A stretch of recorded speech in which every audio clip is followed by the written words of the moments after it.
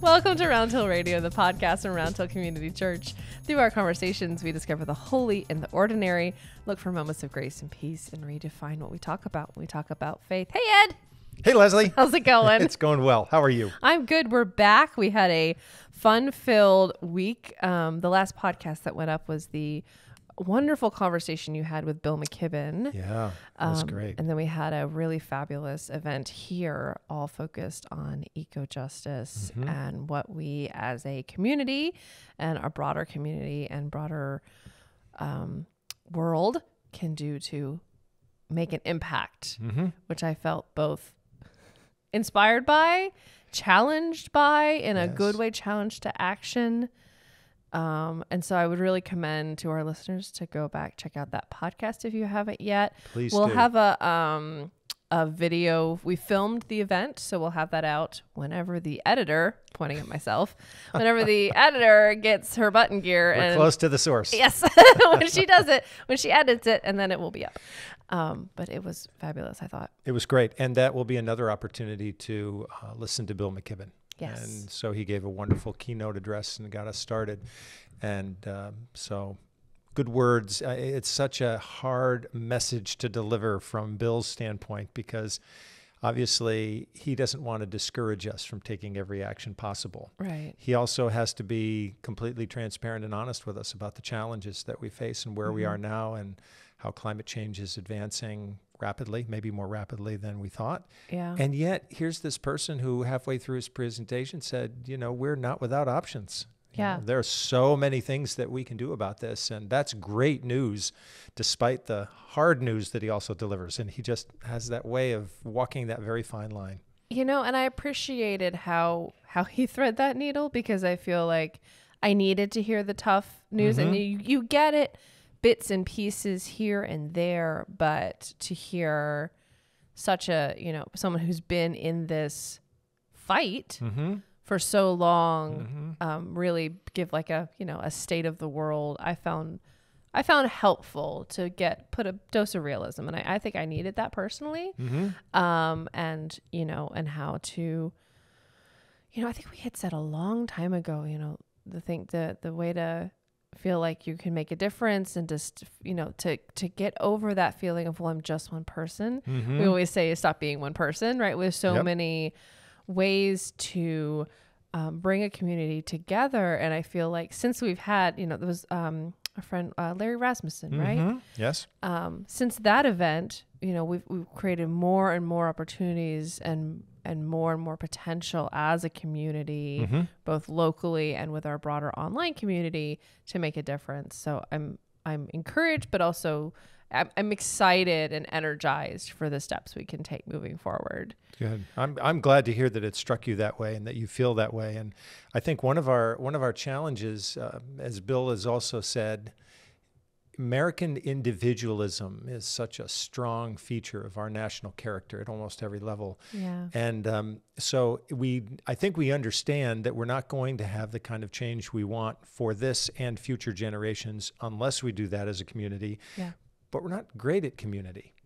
We're not great at we were talking about this last week, and I think it's a meeting, some staff meeting or something, how I feel like maybe it's a my generation thing, but we like that word, I think because of working here, we literally have community in the title. Yeah, right. Has helped me find a new. I'm jumping all over, but I feel like we as a community tend to redefine words a lot, and we tend to find deeper meaning in certain words. And I feel like the word community is one of those that we have. I'm finding a new depth in because I think I associate it with like a very like 1950s suburbia thing where like everybody goes to the country club, and it's so far from my identity that I'm like, it's not. Yeah. No, that's not me. Thank you. So I've always felt sort of outside of that, you know. I think that's really helpful to hear because, you know, when couples come to me and they're planning not only their wedding, but they're thinking about their marriage, what I've always said to people is that we carry with us an image of what marriage looks like in our heads that we've picked up over the years. Yeah. You know, a little bit of this, a little bit of that, and that's our image of marriage. And sometimes it takes a while for it to surface. And I think we need to do the same thing with community. We have an image of community in our heads that actually may not be very productive. It might be something we don't want any part of. Sure. And so we have to surface that to understand what's there, but then also to say that doesn't have to be, maybe that's not the most productive vision of community. And so let's figure out what it means. I love this like unspoken or unintentional assumptions We carry it with us. Or expectations. Right. I think mine involves a lot of casseroles. I like casseroles. Do you like casseroles? We can bring that back if that's your vibe. But to me, that's very like a specific. It's probably being raised in the South is probably part of the problem. But like it's it's a very specific thing. But then I realize we are a community, and it's a beautiful thing. Yeah. And not to bring Sesame Street back, but to in fact bring Sesame Street Bring back. it back. They have this like in every episode of the season we're watching. I don't know. We watch on Max, so I don't know which. We've watched all of them at this point. They do a song. They sing a song about community. Oh, being a part of a community is cool. I'm here for you. You're here for me. That's what makes a community. I think these shows, it simplifies it. They're great, right? And a lot of the shows that are quote unquote designed for children carry this message better than a lot of the messages for adults. Oh yeah. Well, there's that whole theory that Bluey, which is another children's show. It's forgive me, it's either Australian or New Zealand children's show, is actually a show that's made for parents, but that kids can watch. Packaged. Yes, because it is children. it's so like, it just hits deep. I love it. It's great. It's also very funny. I love it. Yeah, it's very fun. But it helps. I think I've also, I was like, yes, community. It makes me think. I watch Sesame Street and I genuinely do have deep thoughts, which is nice during the day. You're only on your first go around. Just wait till your third or fourth. You're going to be picking up even more little nuggets of wisdom. Less from the Elmo's World segments, but those aren't for me. Those are definitely for Mary Byrne. She sits there and dances to the happy dance. So love it. What can you do? But this idea of community, of banding together, of joining our forces together, we're not always good at that, but I think there's a lot of potential here, and maybe that's an opportunity then for us to find something new in that. So speaking of banding together, having opportunities for growth, for giving, for action, our theme for the month, even though it's 3/4 of the way through the month, we get there eventually, has been generosity and all of the various ways that can be interpreted. So one part of the thing we're doing in worship is we're doing a hymn of the month. And the way I interpreted it as is generosity of hospitality, is the giving and abundance of welcoming, of a generosity of spirit, generosity of open doors, was the angle I took. But there's a lot of other ways that generosity can be expressed, right? Yeah. Well, I think what I'm learning as we go through this process is that, if you take a look at the stories of our tradition, I think you could ask of every single one of those stories, how does this display either the presence of generosity or the lack of it? Okay, interesting. That it's such a universal theme, and was woven into, I would suggest, every single one of the stories that Jesus told. Really? Yeah. And I would even go so far as to say, his entire ministry was probably just infused with this desire to crack open those parts of our lives which can be very ungenerous, unforgiving, inhospitable, and to ask the question, on the one hand, why are we acting like that? Why have we narrowed down, grace to a parameter that's more suited to our tastes? And then how can we move it in another direction? How can we get unblocked? How can we push through those creative, the blocks to our creative power? So I think that's really what's going on there. I feel like that word open, you said cracked open. I feel that openness is a key element of generosity. Right. You know, if you're opening your heart, you're opening your spirit, you're sometimes opening your wallet, as simple as that. Absolutely. But there's an openness, there's an outward gesture Yep. of either words or actions or what have you. But that, to me, that's how I sort of visualize it, you know, because we can be very internal. Like you said, sometimes we're very individualistic and very inward focused. But as we turn ourselves, we crack open and become more outward focused, is that opening of spirit. I agree. I think, that word is used frequently when we're talking about generosity, openness. Not to use a tennis example here. But, Please do. But allow me to use a tennis example. I'll nod like I know what you're talking about. I was hitting with taking a lesson once, and someone said to me, "Stop holding onto the racket so tightly." And I said, "What do you mean holding onto the racket so tightly? I'm not holding onto the racket so tightly. Don't tell me that." And they said, "No, yeah, you are." And the reason why, by the way, they said you are having elbow problems is because you are holding onto the racket too tightly. White knuckled. Yeah, exactly. I said, "How dare you point out the truth to me? How insulting is that?" And so this person said, "No, what you're going to do now is you are going to hold the racket so lightly, you're going to feel like it's going to fly out of your hand. Don't let it fly out of your hand, but hold it that lightly." Yeah. And when I did that, it all changed. It all felt right. It all felt great. Wow. And it felt great. And by the way, my elbow pain went away. Hey. So the image that I use here is that there's this clenching that goes on, right? When we're uptight about, we also use that phrase, It's a uptight. great word. Yeah, right? Uptight, yeah. And so those are not postures of generosity. No. Right. Tend to not be. So it's interesting that a lot of our language around anxiety sometimes it's like bodily language, right? You're too tight, you're uptight, you're clenched. And so opening is about unclenching our lives and asking the question, okay, so let me be more liberal in my understanding here of what I have at my disposal. And now how can I be freer in my sharing of that? And that does require openness on almost every level, physically, spiritually, emotionally, financially, everything. Everything. Yeah. It's comprehensive. Can I title this episode "Unclench Your Life"? Yes, you can. Absolutely, you can. I have to do it now. It's gonna be. It's great. But there's something in that, and I was also thinking about, much like exercise, it doesn't seem to be one of those things. Like sometimes it's tough to get to the point of doing, but then once you are in the action, doing the action, you rarely regret it. Oh, isn't that? I mean, I think that is so true. There are times when we feel that we can't share.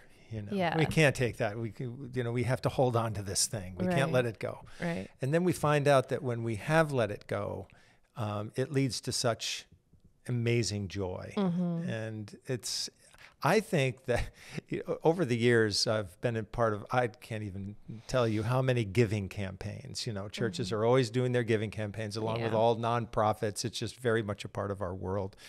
And a lot of times the byline, will be, this giving is going to make you feel good. And it's true. It will. But it might make you feel bad before you feel good. And we're almost never honest about that. We just forget that there's like an intermediate step there. Yeah. And I would compare it with the creative process. So many people may be very creative, but initially like, I don't want to paint today. Yeah. I don't want to write today. I don't want to do any of that stuff today. And somehow there has to be a way of pushing through what this one author, Stephen Pressfield, calls the resistance. And the resistance is there when it comes to generosity too. Sure. Right? We feel resistance if we've been hurt. It may be a generous position to forgive, but we also don't naturally want to do that. Sure. Right? And someone asks us to make a contribution to a cause. We know that in the end that cause matters, but there might be resistance that says, oh, but can you really afford to do that? Do you really want to take a risk and give to that organization? You don't know a whole lot about them, on and on and on it goes. Right. So I think the creative effort and the effort towards being more giving and present in other people's lives, they're very much the same. Sure. And we have to face the fact that there's resistance to it for so many different reasons. Yeah. And we have to treat the resistance the same, which is to find a way to push through it to get to where we want to be. Yeah. I thought it was so cool. Our friend, Dan, he had for his kids 3 boxes as they were growing up. It was like 3 little like piggy banks, if you will. One was save, one was spend, and one was give. So that when the kids would make a little bit of money doing chores or whatever they're doing, they would have to divide it up. Yep. I think evenly between the 3 boxes, so that It's a great every dollar is lesson. not just, for spending on whatever. It is, there's an intentionality of saving, which is a great lesson to learn, on having some for fun or for whatever you need, and then having some for giving. And that is right up there in the priority levels of your financial tasks. I love it. Isn't that cool? It's a wonderful example. I'm going to get Mary Bear one. Absolutely. I like Yep. those. It'll Those be are cool. one of the greatest things you can do for her. I think so. So if I can, I'm going to try to pull together a couple of wildly different thoughts here. But so we live in a culture which, of course, wants us to be, in one sense, endlessly dissatisfied, Oh, yeah. right? So that we will always be reaching out to bring something into our lives, right? So, and then we get that and we feel good for a little while, but then that kind of polish wears off, and then we're looking for something else, the next shiny object, whatever that might be. We live in, and that's why we're bombarded with thousands of advertising messages, right? All throughout the course of a given week. So I think what's happened in some ways is that this natural inclination to be giving, and as you say, the very real possibility of teaching it from a very early age, can be displaced because from a cultural standpoint, that's not how we've set things up. Right. We're seen as consumers more than we are seen as givers, and especially as generous givers. Yeah. And I think that the real damage that we do to ourselves is that not only is it inherently dissatisfying to continue to reach out to bring more things into our lives, but we cheat ourselves, because generosity is truly, even if we have to move through resistance to get there, it's good for the heart. Sure. We know this to be true. Yeah. We know that people who practice generosity in a lot of different kinds of ways, and that can be through personal attentiveness to other people, involvement in a cause, financial support for an institution, that they've received the benefit of that physically in terms of their heart health, in terms of, and just in addition to their overall outlook, right, on life. So I think one of the great things that we can do is to choose ways to encourage the next generation to come along and really rediscover that. And I guess the last little thing I'll say about this, Alan Paton, who is from South Africa, lived there many years ago, wrote a novel which became quite famous called Cry the Beloved Country. And so this was one of the famous stories that came out of South Africa, and I think started to bring people's attention to apartheid many, many years ago. And he was very committed to also a spiritual way of life, personally. And his wife died. They had been married for many, many years. And he wrote an autobiography, and he included a section in that about what happened to him after his wife's death, which was that he just entered this very, very deep sense of depression. And what saved him, he said, was rediscovering service. It was reaching out to other people, which is, of course, a basic form of generosity. And even though he felt that his own inward life at that point was about as empty could be, gradually he felt life coming back into his body and into his future in a way that had been lost for him. And that story, I think he told that in a book called Instrument of Thy Peace. I think that's the name of the autobiography. He told that story, and I just remembered that because I've heard that exact story so many times over the years from people in my congregations who said, I've had this loss in my life, but I discovered a new way of living because I became more generous. Sure. So it's so important to our health and to that spirit of community in every possible way. Yeah, I mean, that ability to find ways to pour out word makes me think of, I know a number of of women who have gone through a loss of a spouse and have gotten a dog. Mm-hmm. And on a micro level, that is finding an outpouring. Mm-hmm. That is finding something to give and care for, and be generous to, and like on a micro level, and then just expanding that beyond. But as a small act of healing, it makes me think of that. Yeah. I have to say, I was thinking when you were discussing the way in which we as a society taught to be dissatisfied. An illustration of that is, so we recently moved further out into upper Connecticut, where there's a little more, it's not rural. We're not going to pretend it's rural, but it's the country. But they are building 2 monster storage places, and it drives me bonkers because it just feels gross. And this, I come from a family where everybody's always had one, and there's because of a lot of family heirlooms, and nobody knows what to do with them, and everyone feels bad giving them away, but we can't use them, and so it's been a whole thing, but it just feels gross. But at the same time, I'm receiving daily emails about how this coat will save, this sweater will make you feel better, and this sale, and this sale, and this sale. It's like I have 300 emails a day. Sure. Sure we do. And I keep subscribing, and it doesn't seem to be working. No, there's always another group to replace the ones that were, dispensed with in the first. And of course, they're just, if we listen carefully to the language, they're so full of promises. They are. It's all about promising something. Mm-hmm. And I think, so we're living at a time when supposedly the mainline church is shrinking daily. Yes. And I think one of the reasons that the church has declined over the past half century is that we've actually expected less from one another. Oh. So what we were told to do back in the late 70s, 80s, 90s was to create a church that was built around people's needs. Mm-hmm. Well, lo and behold, we did that. And you know what? People may have responded to that initially, but in the long term, it didn't hold them. So, building a church rather around people's power, around their gifts, around their hopes, and around their dreams, that's a higher expectation church, but it would be a church worth going to. Yeah, that's so interesting because I feel like we're getting this data, speaking of giving campaigns, that people want to give to a specific thing. They want to know that they're making an impact, and they want to see it, which I completely understand. Sure. And so this idea that we reorient ourselves to that impact, and I feel like we've kind of been doing that, but we can always do better.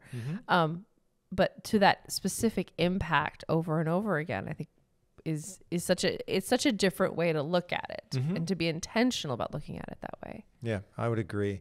I think just on a personal basis, it changed my thinking about giving when we added solar panels to our campus, because I felt like now we were doing something that was genuinely for the next generation. We were taking less from non-renewable resources, and now we were relying, as Bill McKibben says, by pointing a sheet of glass at the sun. That's great. I love it. It sounds so simple when he puts it that way. Exactly. We were now suddenly befriending solar power, but I thought, I want to support this even more than I've been supporting it. I want to be part of what's happening here because of of what that can mean, and then that becomes a wonderful teaching opportunity for the next generation who've got their 3 little boxes. They got 3 boxes. They're ready to go. And so then generosity gets changed by purpose. It gets affected by the purpose that we have. And maybe that's also another, we hear that giving levels have been down and institutionally and across the board on nonprofits, but maybe that's because, again, people are just feeling a kind of maybe a little bit of a loss of confidence in institutions. That's been happening. Sure. But, it's really at this time where we can start to rediscover the power of institutions and the power of community. And our world is going to be healed by that kind of collaboration. So that's, to me, that's a great way to think about how generosity can be the energy that drives us into the future. I love that. And I love that it feels like, last month we were discussing imagination and now we're imagining what generosity can look like. Thank you. I got a smile at him for that one. Big smile.